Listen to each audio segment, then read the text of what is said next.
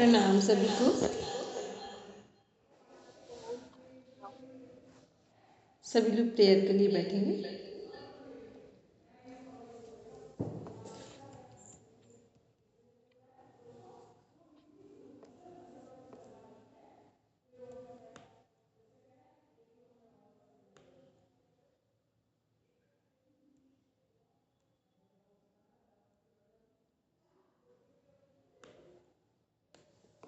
ॐ भूर्भुवस्वः तत्सवितुर्वरेण्यं भर्गो देवस्य धीमहि धियो यो नः प्रचोदयात्. Now rub your palms, touch your eyes, then open your eyes.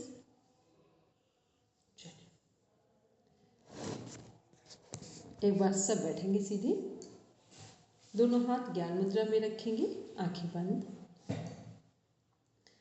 सिर्फ 5 मिनट डीप ब्रीदिंग करेंगे। गहरा श्वास लेंगे और धीरे धीरे श्वास को छोड़ेंगे।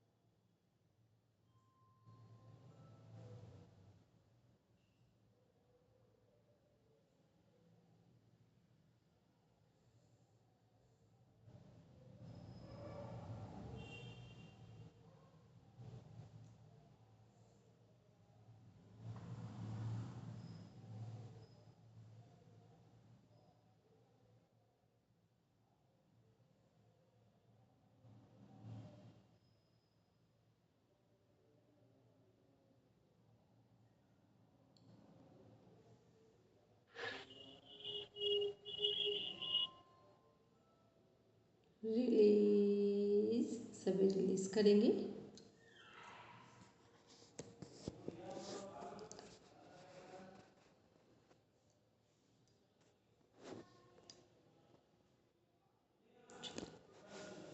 सब लोगों ने सुबह प्रैक्टिस की थी, जो हमने सिखाया था, की थी। कोमल सुबह प्रैक्टिस की थी? ठीक है, चलो अब एक रिवीजन लेते हैं, फिर आगे आज हम क्लास पढ़ाएंगे। योग शब्द की उत्पत्ति किससे मानी जाती है? युज धातु। जो धातु है उसको 3 अर्थों में उसका प्रयोग किया गया, वो कौन कौन से अर्थ? मैम युजिर योगे युजिर समाधे युजिर संयमने। हिरण्यगर्भ कौन है? योग के आदि प्रवक्ता हिरण्यगर्भ है। आदि की प्रवक्ता प्रणेता का मीन्स हुआ कि योग का शुभारंभ 3 चीजों को ध्यान रखें। योग का शुभारंभ, सृष्टि का शुभारंभ, योग का शुभारंभ, सृष्टि का शुभारंभ एक साथ हुआ है, ठीक। और वेदों का शुभारंभ, 3 चीजें एक समय एक साथ मानी जाती है। योग, सृष्टि और वेद तीनों एक समय पर इनका श्री गणेश हुआ है। तो ये जो हमारा योग के बारे में, तो जो हिरण्यगर्भ है ये उसी समय से उनको क्या कहा जाता है? प्रणेता माना जाता है योग का।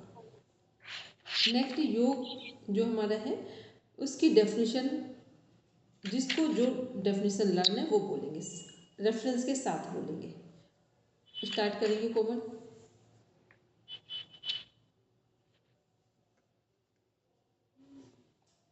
हेलो कोमल। Hello ma'am. हाँ बोलो। मैम योग की उत्पत्ति युज धातु से हुई है।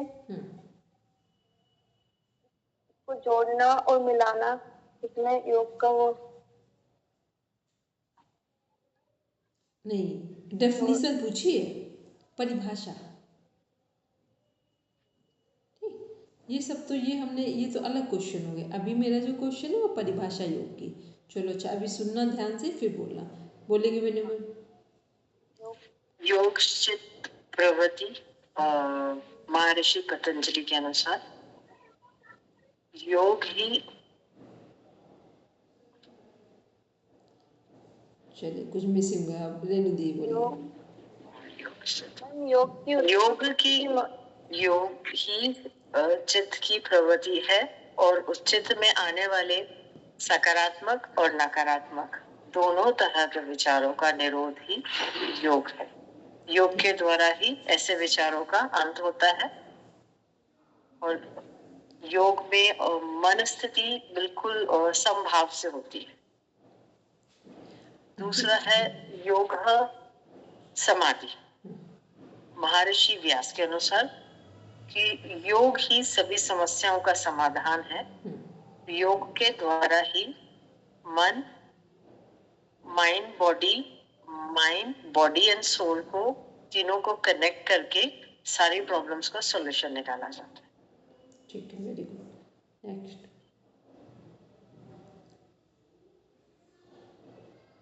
WHO के अनुसार एक संस्कृत वाले हमको नहीं याद है। नहीं, कोई बात नहीं, जो संस्कृत हिंदी इंग्लिश जिसमें आपको। और WHO के अनुसार एक स्वस्थ शरीर शारीरिक, मानसिक, सामाजिक और आध्यात्मिक तीनों तरह से स्वस्थ व्यक्ति ही स्वस्थ व्यक्ति कहलाता है।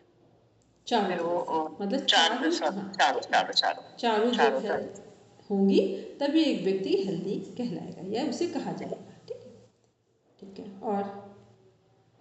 और शारीरिक रूप से स्वस्थ व्यक्ति में हम देखेंगे उसका BP, haemoglobin, height and weight और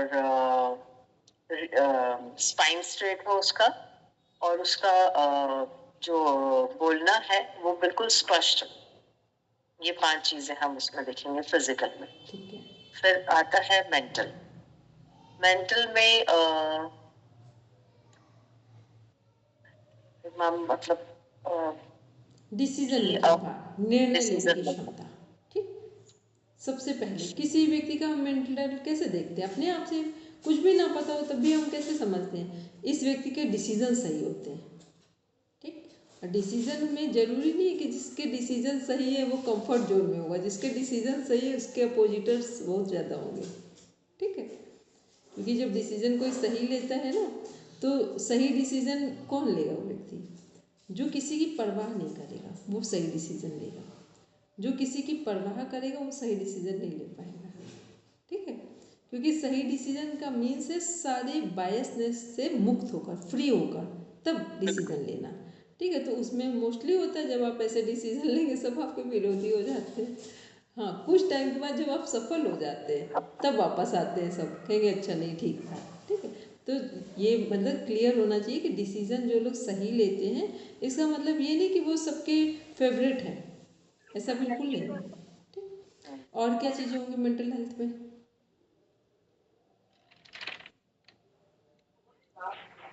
चैलेंज को एक्सेप्ट करना, डिसीजन लेना, चैलेंज को एक्सेप्ट करना, और अपने जीवन में एक गोल का होना। हमने हमेशा बोला है यदि हमें अपने जीवन में कोई व्यक्ति इस जीवन में वही सुखी है जिसके जीवन में कोई गोल है। गोल नहीं होगा तो आपको जीवन जीने का ही मन नहीं करेगा। और गोल हमेशा ऐसा हो जिसके अंदर सब आ जाए, ऐसा ना हो कि गोल अलग अलग हो जाए, बड़ी चीज़ के अंदर सारी छोटी चीज़ें आ जाएं, तो क्या होगा, जीवन थोड़ा सहज हो जाएगा और हम अपने जीवन में हर समय सुधार करेंगे। क्योंकि गोल बड़ा है तो हर समय हमको एक्टिव मोड में रहना, अवेकनिंग मोड में रहना है। ठीक, फिर सोशल में खुद को खुद में सुधार करें, औरों को स्वीकार करें, और सेकंड किसी से भी कोई एक्सपेक्टेशंस मत रखें। तो लास्ट टाइम हमने कहा था कम रखें, पर हमें समझ कोई नहीं रखे। थोड़ी रखने भी आपका दुखों का कारण बन जाएगी। पता है, एक बार किसी से एक्सपेक्टेशन रख ली हमने, उनसे सीखना तो है पर एक्सपेक्टेशन नहीं रखनी है। क्योंकि और आप देखना, कोई व्यक्ति हमें दुख कब पहुंचाता है, जब उसे पता होता है कि ये हमसे कोई अपेक्षा रख रहा है। नहीं तो सामने जब हम लोग रोड में जा रहे होते हैं, कोई एक्सपेक्टेशन होती है किसी से, फिर किसी से कोई तकलीफ नहीं होती है। फिर अपनों से ही तकलीफ क्यों होती है? क्योंकि हमने ही एक्सपेक्टेशन क्रिएट की है, अब वो फुलफिल नहीं हो रही है। तो इसलिए जो कुछ चाहिए वो सब अपने लिए, अपने लिए का मतलब अपने से करना है। अब हमें ईश्वर की कृपा से मिल जाए तो वो अलग चीज़ है, तो उसमें क्या होगा, फिर किसी से कोई राग द्वेष नहीं रहेगा। नहीं तो हर समय क्या होगा, एक दूसरे पर ब्लेम गेम हो जाएगा जाकर। ठीक है, चलिए, तो ये हो गया हमारे सोशल में। अब आते हैं स्पिरिचुअल में। स्पिरिचुअल मैम, जैसे योग करते हुए आत्मा का परमात्मा से मिलना, मतलब उस पर ब्रह्म परमेश्वर में ही सब कुछ मानना ही योग है। ठीक है, तो स्पिरिचुअल में हमारे अंदर क्या चीज़ें होनी चाहिए? मैम, कुछ मिल जाए ठीक है, नहीं मिले तो हम किसी को ब्लेम ना करें, और खुद के कर्मों से कोई भी अचीवमेंट अचीव करना चाहते हैं, खुद प्रयासरत रहें उन कार्यों को करने के लिए, इससे दूसरों से अपेक्षा ना रखें। ये भी कह सकते हैं, और जो हमारे जिन्हें हम वैल्यूज़ बोलते हैं वो हमारे जीवन में सही होनी चाहिए। वैल्यूज़ में कहीं पर भी नहीं है कि हम झूठ बोलें, कहीं पर भी नहीं है लालच रखें, कहीं पर भी नहीं है दूसरों से जेलसी रखें, कहीं पर भी नहीं है कि ईगो रखें। तो जितने हमारे मॉरल वैल्यूज़ हैं, एथिक्स हैं, वो सब क्या है, वो सब स्पिरिचुअलिटी का पार्ट है। तो वो सब हमारे जीवन में बिल्कुल क्लियरिटी से हमारे पास, हमारी समझ में होनी चाहिए। ठीक है, और दूसरा क्या है कि अब तक अगर हम लोगों ने इतना जीवन जिया है तो कुछ तो समझ में आया होगा कि जीवन में हमें क्या क्या मिल गया है ना। अगर आज अभी यहाँ जहाँ हम लोग हैं पीछे मुड़कर देखो तो ऐसा लगेगा कि लाइफ का हमने किया क्या है। ठीक, ऐसी फीलिंग आ जाएगी। और उस फीलिंग में क्यों ऐसा लगेगा, जब आपने कोई गोल के अकॉर्डिंग काम किया है तो ऐसी फीलिंग नहीं आएगी, गोल के अकॉर्डिंग काम नहीं किया तो आएगी फीलिंग। ठीक है, तो इसलिए, और दूसरा, जो आज हम लोग हैं वो सब हम अपने कर्मों की वजह से हैं। अच्छे हैं तो खराब हैं तो चुनाव हमारा है, कोई भी इसमें किसी दूसरे व्यक्ति का कोई चुनाव नहीं है। तो जो WHO की डेफिनेशन है वो पूरा हम लोगों का कार्मिक अकाउंट मैनेज करती है कि सारा चुनाव किसका है, हमारा है। अभी हम कल क्या बनने वाले हैं ये भी चुनाव हमारा है। क्या बिगाड़ने वाले हैं, ये भी चुनाव हमारा है। तो अब हमें क्या बनना है, क्या बिगड़ना है, इस चुनाव को ठीक करने के लिए क्या योग में प्रोसेस, एक प्रक्रिया दी गई है प्राणायाम। कि प्राणायाम यदि हम ठीक ढंग से करेंगे तो हमारे जो विचारों का, जो सोचने समझने का जो तरीका है वो बदल जाएगा। फिर हम निर्णय सही लेंगे कि हमें क्या करना है और क्या नहीं करना है। तो ये क्या, ये हमारे WHO के अकॉर्डिंग हमने हेल्थ के 4 डायमेंशन देखे, और इन डायमेंशन के अकॉर्डिंग हम अपने आप को ठीक कर सकते हैं या अपने आप को खराब कर सकते हैं, दोनों हमारी रिस्पॉन्सिबिलिटी है। और कोई डेफिनेशन रेनू मैम, रेनू जी? मैम श्रीमद् भागवत गीता के अनुसार अध्याय 2 का 48 श्लोक है, समत्वम योग उच्यते, और 50वां श्लोक है कर्मसु कौशलम। योग कर्मसु कौशलम। योग क्या है? कर्मों में कुशलता है योग है। समत्वम योग उच्चते में सफलता और असफलता के बीच समभाव में रहना, संतुलित रहना ही योग है। और कोई डेफिनेशन कोमल? मैम इंद्रियों के स्थिर धारणा का नाम ही योग है कठोपनिषद के अनुसार। वेरी गुड, बिल्कुल सही। इंद्रियों की स्थिर धारणा का नाम भी योग है।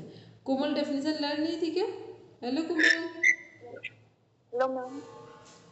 देखो अब जो भी पढ़ना है बिल्कुल आराम आराम से पढ़ा है, क्योंकि अब थोड़ी स्पीड हम लेंगे, क्योंकि स्टार्ट करते हैं तब आराम से पढ़ाते हैं ताकि सबको सब चीज़ें समझ में आ जाए। ठीक है, चलिए अब हम लोग देखते हैं नेक्स्ट।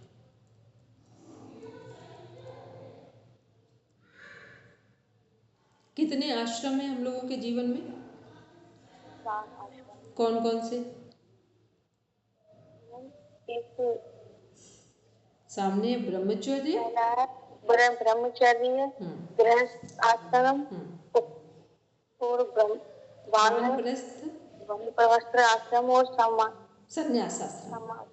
ठीक, मतलब हमारे जो वेद उपनिषद आयुर्वेद है उसमें कितने वर्ष जीने की बात की जा रही है? 100 वर्ष जीने की बात की जा रही है, कि एक व्यक्ति की मिनिमम आयु कितनी है? 100 वर्ष है। ठीक है, तो 100 वर्ष में क्या है, 4 पार्ट्स में डिवीज़न है, कि स्टार्टिंग के जो 25 वर्ष है वो किसके लिए? ब्रह्मचर्य। ब्रह्मचर्य का मतलब जब तक हम विद्या ग्रहण करेंगे तब तक हमारा जीवन ब्रह्मचारी है। फिर नेक्स्ट 25 वर्ष किसके लिए है? गृहस्थ आश्रम, क्योंकि जिसने अपने जीवन को सही ढंग से ब्रह्मचर्य का पालन करते हुए विद्या को ग्रहण किया है वो गृहस्थ जीवन को भी अच्छे ढंग से निभाएगा, श्रेष्ठ संतानें ही उसके घर में जन्म लेंगी। नेक्स्ट है जो फिर 50 के बाद वो क्या है? वानप्रस्थ। मीन्स अब अपने गृहस्थ जीवन से हम बाहर आ गए या गृहस्थ जीवन को के कर्तव्यों को पूरा कर लिया है, तो अब हम कुछ टाइम घर पे रहेंगे, बाकी का हम समाज के कार्यों में अपना समय देंगे। फिर संन्यास आश्रम। संन्यास क्या है? जहाँ पर हम पूरी तरीके से अपने गृहस्थ जीवन से और समाज के कार्यों से निवृत्त होकर अपने आप को परमात्मा के ध्यान में लीन कर रहे हैं या परमात्मा की साधना में अपने आप को लगा दिया है।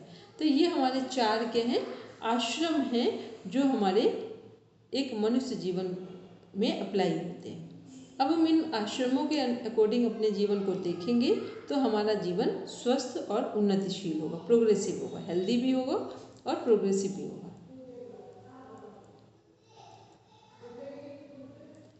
फिर हमने देखा था यहाँ पर ऐतिहासिक हिस्टोरिकल डेवलपमेंट देखा था।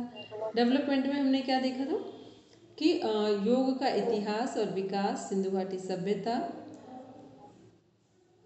कब से शुरू हुई थी। फिर सिंधु घाटी सभ्यता के बाद हमने देखा था वैदिक काल, कि वैदिक काल जो है हमारा उसमें कौन कौन से हमारे ग्रंथ हैं? वेद, उपनिषद, पुराण, रामायण, महाभारत, गीता, योग, वशिष्ठ और स्मृतियाँ। योग का उल्लेख भी देखा था, वैष्णव, नाथ, जैन, बौद्ध परंपराएं भी देखी थी यहाँ पर। फिर हमने देखा था शास्त्री काल। शास्त्री काल में हमारा क्या है? पतंजलि, महर्षि पतंजलि का जो ग्रंथ है,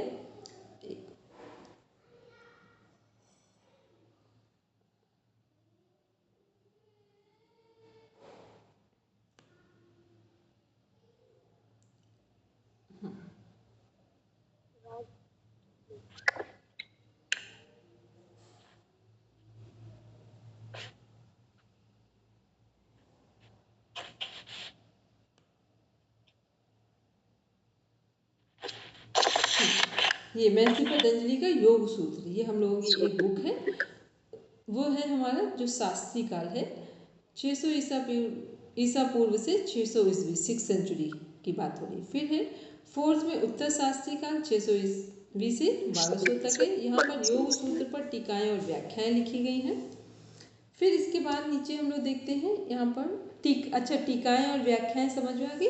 जैसे श्रीमद् भगवद गीता है, उस पर किसी ने कमेंट्री लिखी है, मान लो मेन हमारी वेद व्यास जी ने लिखी है। फिर श्रीमद् भगवद गीता एकमात्र ऐसी बुक है जिसका वर्ड में लगभग सभी भाषाओं में ट्रांसलेट किया गया है।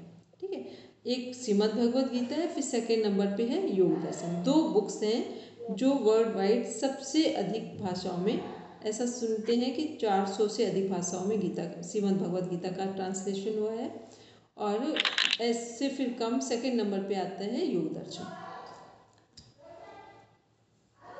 फिर है हमारा इसी में उत्तर शास्त्री काल के बाद देख रहे हैं, ये है यहाँ पर भक्ति, जो 5th नंबर का है, हठ योग और भक्ति योग का उत्कर्ष जो काल है, हठ योग प्रदीपिका स्वामी स्वात्माराम जी की बुक है। घेरन संहिता महर्षि घेरन की है। और इसी में नीचे फिर भक्ति काल जो शुरू हो रहा है उसको हम लोगों ने देखा था,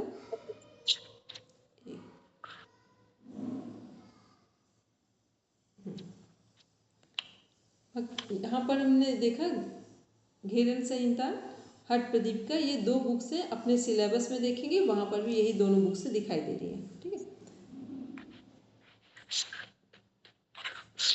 इसके बाद हम लोग देख रहे हैं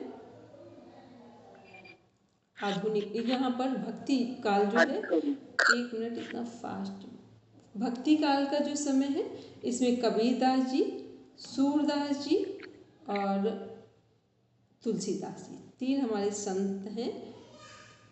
कबीरदास जी, सूरदास जी, तुलसीदास जी। सबको पता है कबीरदास जी के बारे में, साखी शबद रमैनी इनके ग्रंथ हैं। सूरदास जी का सूर सारावली है और तुलसीदास जी का सबको पता है रामचरितमानस है, हनुमान बाहु, हनुमान चालीसा, ये सब किसके हैं? तुलसीदास जी के रचित ग्रंथ हैं। फिर देखते हैं आधुनिक काल में। आधुनिक काल में हमारे बहुत सारे संत महापुरुष हैं। योग का पुनर्जागरण है, विश्वव्यापी प्रसार है। इसमें स्वामी माधव दास जी, स्वामी शिवानंद जी, स्वामी दयानंद सरस्वती जी, महेश योगी, श्री धीरेन्द्र ब्रह्मचारी जी। धीरेन्द्र ब्रह्मचारी जी को अंडरलाइन कर लेंगे अपने सिलेबस में या नाम लिख लेंगे जाकर, क्योंकि इन्होंने जो हम लोग सूक्ष्म व्यायाम करते हैं उसका कॉन्सेप्ट वर्ल्ड वाइड स्वामी श्री धीरेन्द्र ब्रह्मचारी जी के द्वारा ही दिया गया है। फिर परमहंस योगानंद जी, स्वामी विवेकानंद जी। स्वामी विवेकानंद जी की एक डेट है जो सेलिब्रेट की जाती है, सूक्ष्म व्यायाम का कॉन्सेप्ट धीरेन्द्र ब्रह्मचारी जी के द्वारा ही दिया गया है। अच्छा, विवेकानंद जी की जो डेट ऑफ बर्थ है, मतलब डेट है जन्म की, वो कब सेलिब्रेट की जाती है? मैम 12 जनवरी युवा दिवस। हाँ, 12 जनवरी युवा दिवस के नाम से विवेकानंद जी का जन्मदिन सेलिब्रेट किया जाता है। फिर हमारे पंडित श्री राम शर्माचार्य जी हैं, स्वामी कुवलयानंद जी। टी कृष्णमाचार्य को क्या बोला जाता है? आधुनिक योग का पितामह, फादर ऑफ मॉडर्न योग। टी कृष्णमाचार्य, ये सब चीज़ें जब मोस्ट इम्पॉर्टेंट कुछ भी लिखेंगे अपने सिलेबस में लिख देंगे जाकर। टी कृष्णमाचार्य क्या हैं? आधुनिक युग के पितामह हैं योग में, modern, father of modern yoga. BKS Iyengar क्या हैं? उनके शिष्य हैं, डिसाइपल, शिष्य हैं। आदि आचार्यों द्वारा पुनर्जागरण, मतलब आधुनिक काल में, इस मॉडर्न टाइम में इन सब लोगों ने अपना कंट्रीब्यूशन दिया है योग में। फिर देख रहे हैं इसमें जो ये है हमारा डेवलपमेंट, देख रहे हैं योग का।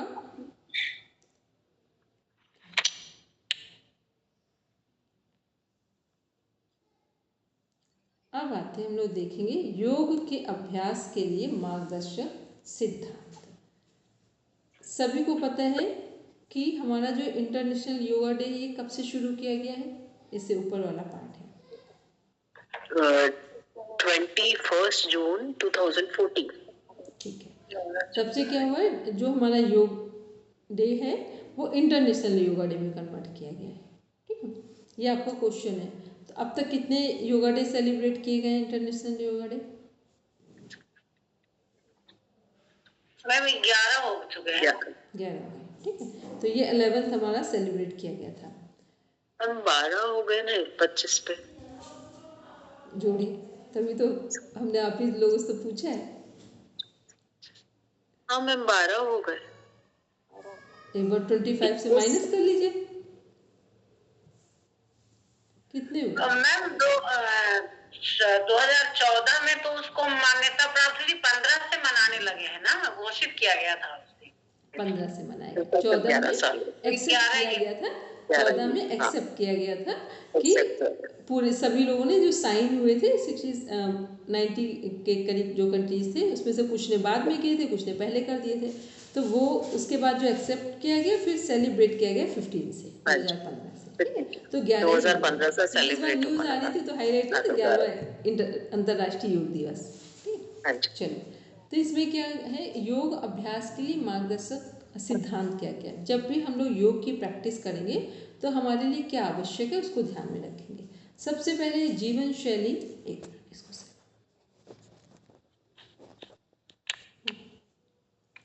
योग अभ्यास के लिए मार्गदर्शक सिद्धांत है जीवन शैली और अनुशासन। योगाभ्यास नियमित रूप से निश्चित समय और स्थान पर करें। क्या लिखा हुआ है, नियमित करें और निश्चित समय पर करें और स्थान पर करें। एक निश्चित स्थान भी हो तो उसका एक अलग महत्व होता है। महत्व का मीन्स फिर आपको उस जगह पर जाते ही योग करने का मन करेगा। ठीक है, यदि हमने स्थान वही रखा है जिसको हमने जिस पर जहाँ करते, कई बार तो आज हमने यहाँ किया, कल दूसरी जगह किया, और एक बार हमने ये निश्चित कर लिया कि टाइम भी हमने फिक्स कर दिया, फिर जगह भी फिक्स कर दी, तो हर दिन वहीं पर योग करेंगे तो ऑटोमेटिक वहाँ पहुँचते ही हमें योग करने का मन करेगा, योग के वाइब्रेशन मिलना शुरू हो जाएंगे। फिर भोजन, नींद और दिनचर्या में अनुशासन संतुलित रखें। भोजन, नींद और दिनचर्या में अनुशासन और संतुलन रखें कि भोजन क्या हो, कि भोजन सही मात्रा में हो और सही समय पर भी हो। सही मात्रा में भी भोजन ले और सही समय पर भी ले। दिनचर्या मीन्स हो गया कि सुबह नींद जो है, और दिनचर्या मीन्स रात में सोने का समय और सुबह जगने का समय भी ठीक होना चाहिए, जो प्रकृति के अनुसार हो, नेचर के अकॉर्डिंग हो। अनुशासन और संतुलन रखें। संतुलन और अनुशासन कहाँ रखना है, अनुशासन रखना है अपनी दिनचर्या में, अपने भोजन में, अपनी नींद में। वही संतुलन भी रखना है कि कितनी नींद लें, ऐसी नींद भी ना लें कि हम 10 घंटे सोते रह जाएं, और ऐसी नींद भी ना हो कि 6 घंटे भी पूरे नहीं हो रहे। तो इन सब में एक संतुलन रखें। ये सब क्या है, योग अभ्यास के लिए आवश्यक है। जब हमारा योग अभ्यास रिजल्ट हमें मिलेंगे योग अभ्यास में, वो कब मिलेंगे, जब हमने जीवन शैली और अनुशासन को अपने जीवन में स्थान दिया है या उसके महत्व को समझा है। जीवन में साधारणतः संयम और नियमितता आवश्यक है, ये सभी को पता है। जीवन को यदि ठीक रखना है तो उसमें एक संयम हो और एक नियमितता मीन्स कंटिन्यूटी हो। अभ्यास से पहले तैयारी करें। अब अभ्यास से पहले तैयारी क्या होगी हमारी,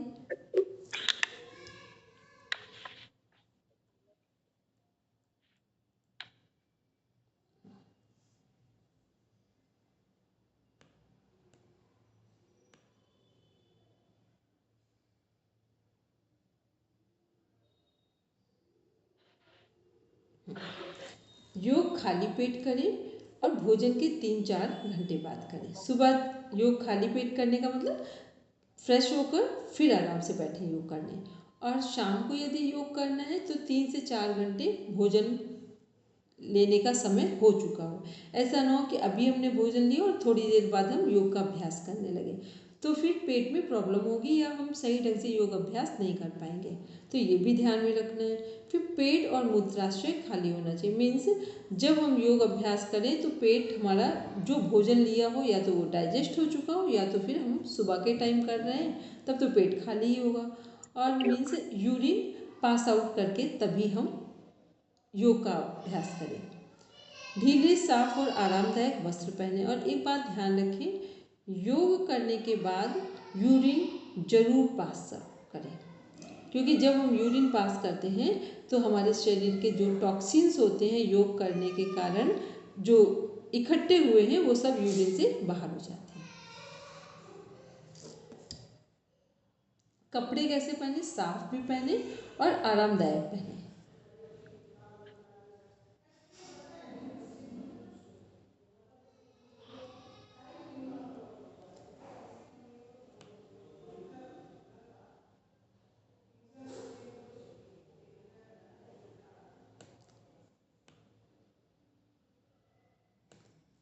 अभ्यास के दौरान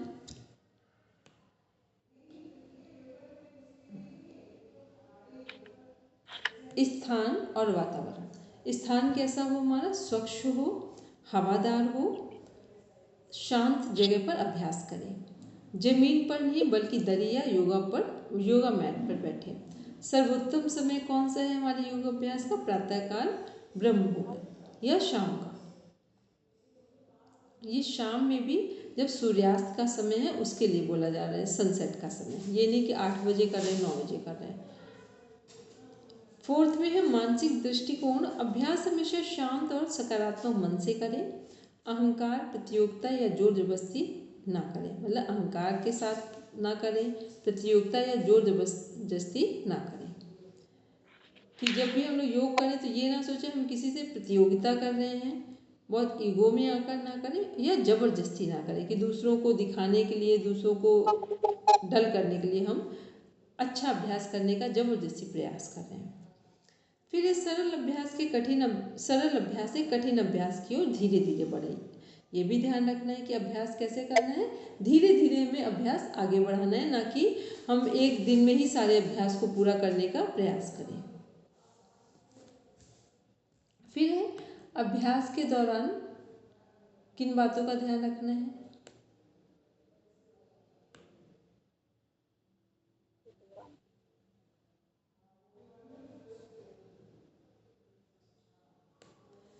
योगाभ्यास धीरे धीरे स्थिर और लयबद्ध होना चाहिए। यदि दर्द, चक्कर या असुविधा हो तो अभ्यास तुरंत रोक दें। यदि ऐसा लगे कि अनईजी फील करें, अनकंफर्ट फील करें, तो फिर हमें क्या करना है? अभ्यास को रोक देना है। आसन, प्राणायाम और शिथिलीकरण में संतुलन रखें। आसन करें, प्राणायाम करें और शिथिलीकरण का मीन्स रेस्ट भी करें। ऐसा ना करें कि हम कंटिन्यूटी में योग करते जा रहे हैं, उसके बीच में हमने कोई रेस्ट नहीं लिया। रेस्ट करेंगे तो दोबारा हमारी बॉडी पूरी एनर्जी के साथ नए आसनों को करने के लिए प्रिपेयर हो जाएगी। 6 नंबर पे देख रहे हैं सामान्य सावधानियां क्या क्या होनी चाहिए। जब भी हम योगाभ्यास कर रहे हैं तो सामान्य सावधानियां हमारी जो है उनमें ध्यान रखना है कि तेज बुखार, चोट या गंभीर बीमारी में योग ना करें। गर्भवती महिलाएं, बुजुर्ग और रोगी केवल विशेषज्ञ की देखरेख में योग का अभ्यास करें। हर सत्र का अंत शिथिलीकरण का, हर सत्र का जो अंत है, मतलब जैसे कोई सत्र जब भी हम लोग कोई क्लास में प्रैक्टिकल वो कंप्लीट हो तो उसके बाद क्या करना है? शिथिलीकरण भी करना है या ध्यान करें। शिथिलीकरण या ध्यान से क्या होगा? जो भी बॉडी में स्ट्रेचिंग आई है या स्ट्रेस क्रिएट हुआ है वो सब नॉर्मल हो जाएगा। ध्यान करने से क्या होगा? योग में जो हमें ऊर्जा हमने गेन की है या ऊर्जा मिली है उसको हम प्रॉपर डाइजेस्ट कर पाएंगे। नेक्स्ट है स्नान का नियम। योगाभ्यास के बाद कम से कम 15 से 20 मिनट के बाद ही स्नान करें। ऐसा क्यों है कि 15 से 30 मिनट के बाद स्नान करें। जस्ट भी कर सकते हैं, पर ऐसा क्यों लिखा है कि योगाभ्यास? हाँ बोलेंगे। योगा करने से बॉडी में हीट डेवलप होती है और उस समय जाके नहाने से सर गर्म का रहता है, जो हमारा टेम्परेचर है वो क्या होगा? इम्बैलेंस हो जाएगा। मतलब कि बॉडी में हीट आ रही है, ठीक है, पानी हमारा कैसा है? नॉर्मल है या ठंडा है, तो ठंडी और गर्मी में क्या होगा? एक असंतुलन पैदा हो जाएगा, एक इम्बैलेंस आ जाएगा बॉडी में। इसलिए योग करने के जब 15 से, और उस समय क्या होता है, खून जो हमारा ब्लड है वो बहुत फास्ट सर्कुलेट हो रहा होता है, तो ब्लड में गर्मी होती है हमारे, और गर्म चीज़ के ऊपर ठंडा पानी पड़ेगा तो वो हमारी बॉडी के लिए, माइंड के लिए ठीक नहीं है। इसलिए हम अभ्यास को आधे घंटे बाद करेंगे ताकि बॉडी का टेम्परेचर मेंटेन रहे। फिर भोजन का नियम देखते हैं। योग के तुरंत बाद भोजन ना करें, केवल हल्का भोजन 15 से 30 मिनट बाद ही लें। तुरंत भोजन क्यों ना करें?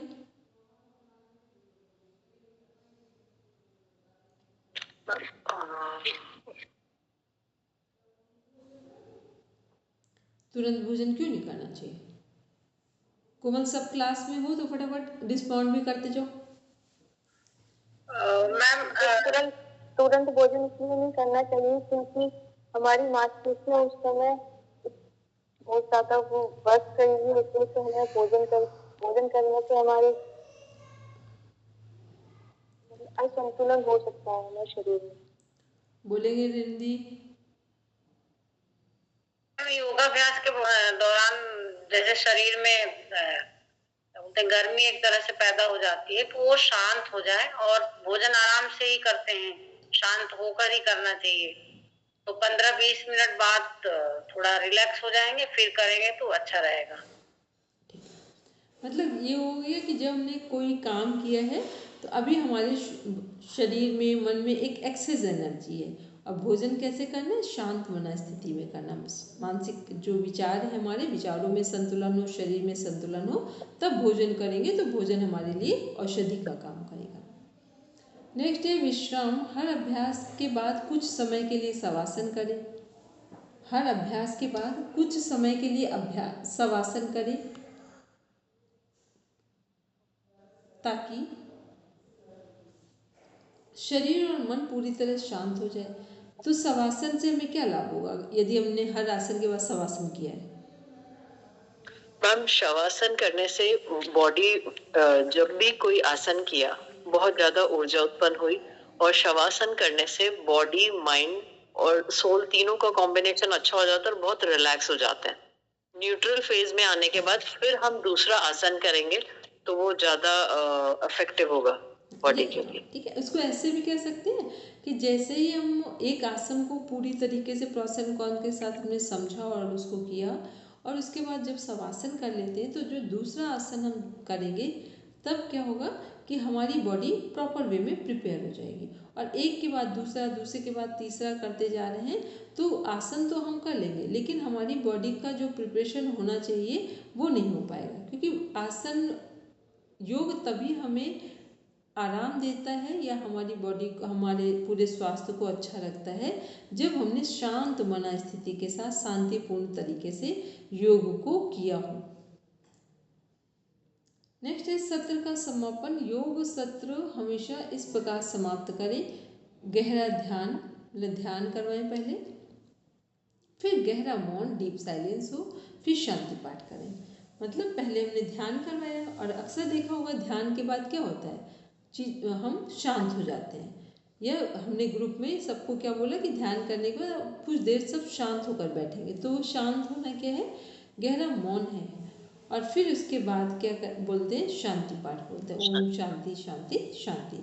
अब हमने ऐसे अगर योग अभ्यास शुरू किया, कंप्लीट किया या खुद किया और करवाया, तो हमको एक जो उसका प्रॉपर हमें बेनिफिट मिलना चाहिए वो बेनिफिट हमें मिलेगा, और इन स्टेप्स को हम फॉलो करेंगे। फिर इसके बाद देखते हैं अब हम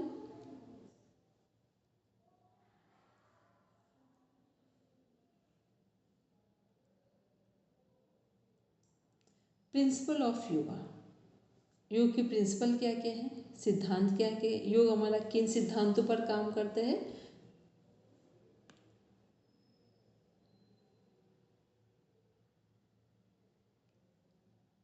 ये हमारा है प्रिंसिपल्स ऑफ योगा, 1.4 में देख रहे हैं योग के सिद्धांत। तो योग के हमारे सिद्धांत देखते हैं। सबसे पहला सिद्धांत है त्रिगुण का। त्रिगुण कितने हैं हमारे, 3 हैं। सांख्य दर्शन के अनुसार संपूर्ण सृष्टि 3 गुणों से संचालित होती है। कौन कौन से, सत्व, रजस और तमस। तो सत्य क्या है, सत्य हमारा क्या है, सतोगुण। शुद्धता, संतुलन, ज्ञान, स्पष्ट संतुलन और विवेक। ये क्या है हमारे, जो लोग सतोगुणी हैं, जिनके जीवन में या जिनके अंदर सतोगुण अधिक है, उनका व्यक्तित्व कैसा होगा? शुद्धता, संतुलन, ज्ञान, स्पष्टता। संतुलन होगा, स्पष्टता भी होगी जीवन में, संतुलन भी होगा, और विवेक क्या है? जागृत अवस्था में होगा। फिर नेक्स्ट है ये रजस, क्रियाशीलता, इच्छा, गति, कर्म, आकांक्षा, उत्तेजना। जो रजस है क्रियाशीलता, रजोगुण में क्या होगा? क्रियाशीलता होगी, इच्छा गति होगी, कर्म, आकांक्षा और उत्तेजना होगी। थर्ड है तमस। तमोगुणी लोगों में क्या हमें सिम्टम दिखाई देंगे? जड़ता होगी, अज्ञानता होगी या अज्ञान होगा, आलस्य होगा, मोह, आलस्य और भ्रम होगा, आलस्य होगा और अवरोध होगा। मतलब तमोगुणी व्यक्ति के जीवन में आलस्य भी है, जड़ता भी है, अज्ञान भी है, भ्रम भी है, और आलस्य कैसा होगा? तमोगुणी बढ़ा होगा तो हर समय नींद पूरी भी होगी, तब भी आलस्य हमारे शरीर में दिखाई देगा। अवरोध का मीन्स हो गया कि आलस्य किसको आता है? जब प्रॉपर ब्लड में ऑक्सीजन का फ्लो नहीं होता है तब आलस्य आता है, या फिर हमारा सोने का टाइम है तब आलस्य आता है। तो ये हमने क्या देखा? त्रिगुण देखा कि त्रिगुण हमारी क्या है। फिर देखते हैं इसी में त्रिगुण के जस्ट नीचे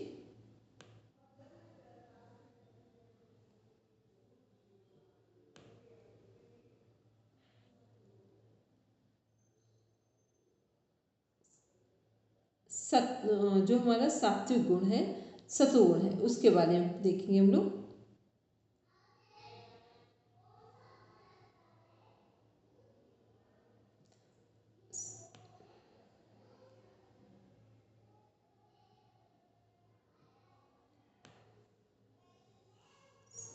सतोगुण में क्या क्या चीजें हैं? स्वरूप है, कार्य है और आहार है।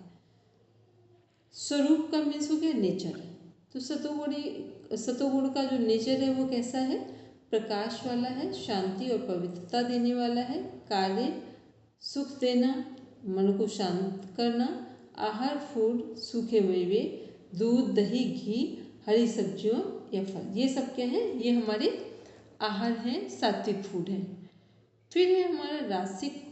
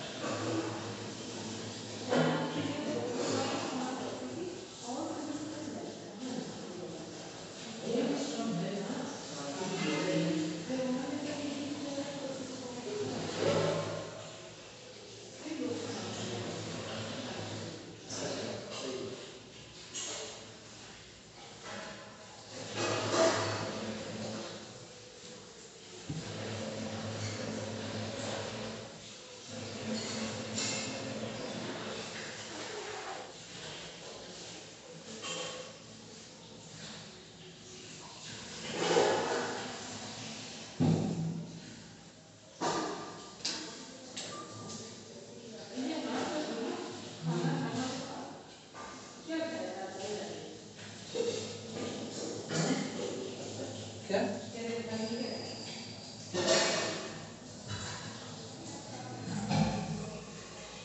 आज मेरा फोन हमने फुली सही कर दिया, फुली। आज मैंने अपना फोन फुली सही कर दिया।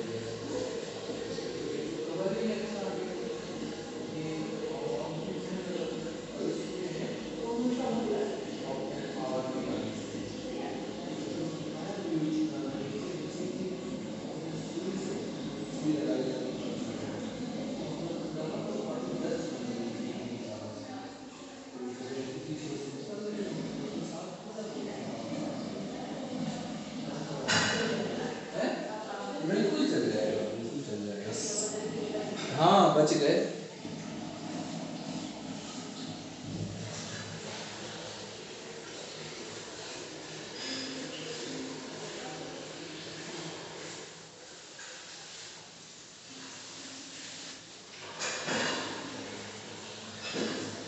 तुम्हारे सामने तो मैंने उसको काट दिया, तुम्हारे सामने मैंने उसको काट के बिठाया था ना, वही क्या था?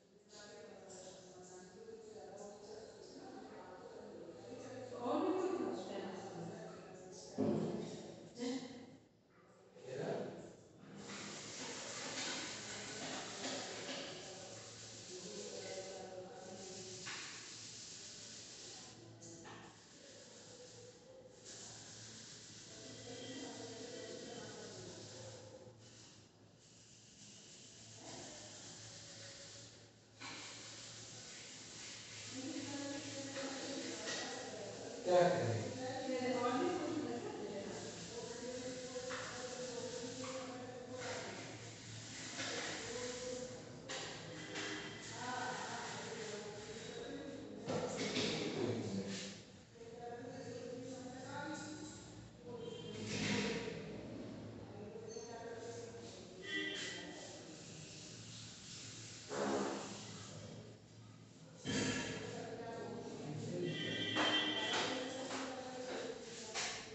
क्यों बड़ी? ये आगे क्या लिखता है? आगे क्या लिखता है?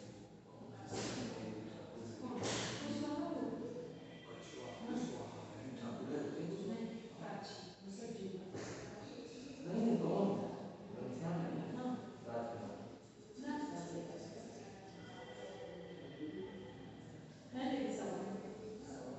वही वो एक अलग बात है ना। हम कहते हैं खूब बातें करती हैं, आप बात करना बंद कर दो।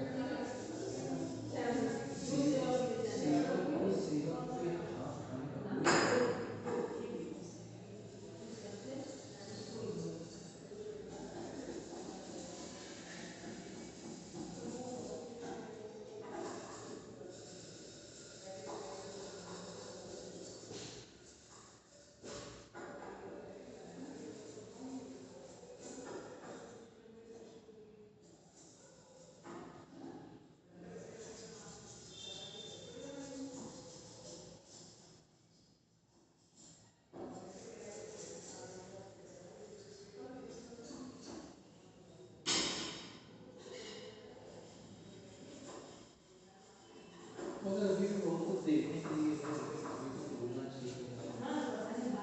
क्या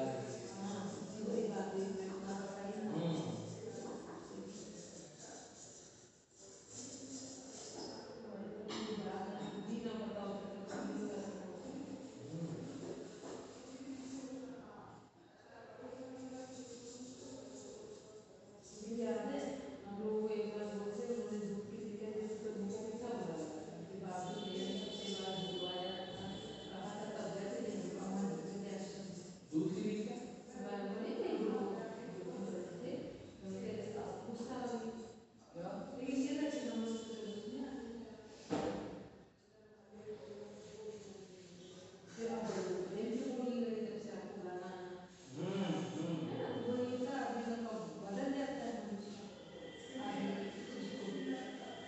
आदमी की चीज के लिए पहली बात तो सही, इसीलिए कहते हैं कि अपना परिचय तो दे ही देना चाहिए। मगर आज उन्होंने राजकुमार ने अपना परिचय दिया, बहुत गलत परिचय दिया।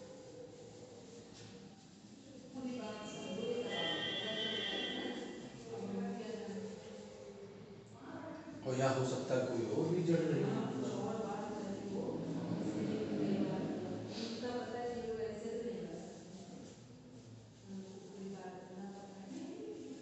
चलो कोई नहीं।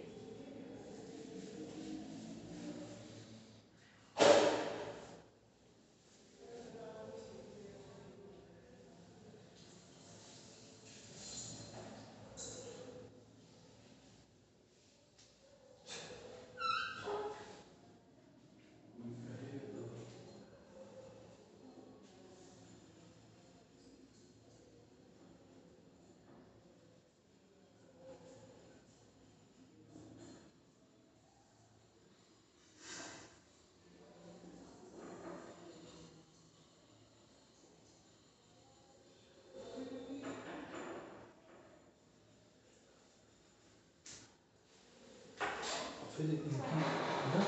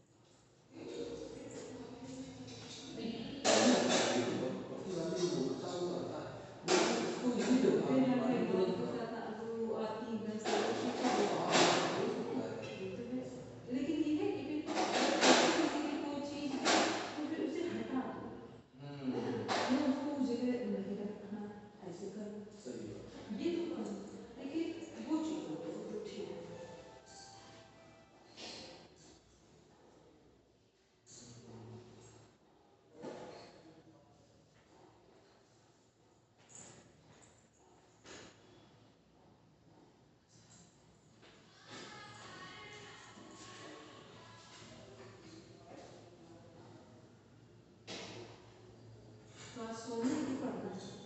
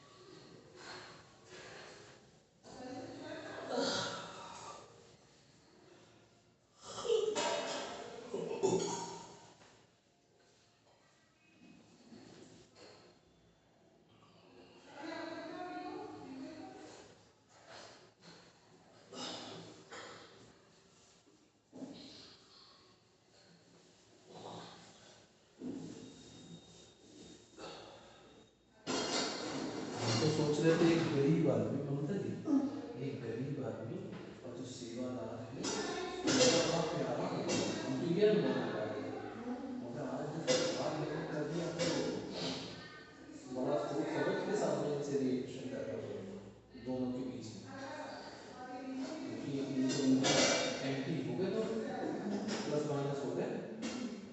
अब इनके बीच में अगर कभी हम जाएंगे तो बहुत सही बात है।